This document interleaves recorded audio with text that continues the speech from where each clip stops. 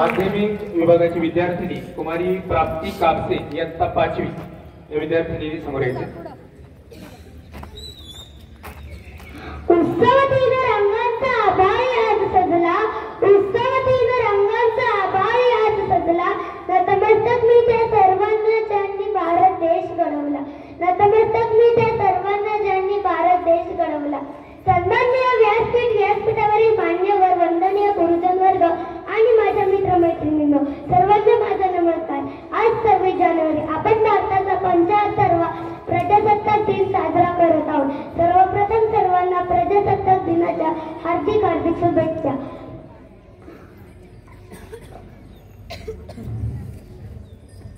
26 जानेवारी हा भारताचा एक राष्ट्रीय सण आहे। 26 जानेवारी 1950 रोजी आपल्या भारताला संविधान लागू झाले होते। या दिवसापासून आपला भारत एक लोकशाही प्रधान देश बनला होता। विश्वरत्न डॉक्टर बाबासाहेब आंबेडकर यांनी हे संविधान लिहिले होते। संविधानाने आपल्याला हक्क आणि अधिकार मिळाले, जसे स्वातंत्र्याचा अधिकार, समानतेचा अधिकार, शिक्षणाचा अधिकार इत्यादी। संविधानाने प्रत्येक नागरिकाला स्वातंत्र्य, समानता, न्याय या गोष्टी मिळाल्या होत्या। भारताचे संविधान हे जगातील सर्वात मोठे लिखित संविधान आहे।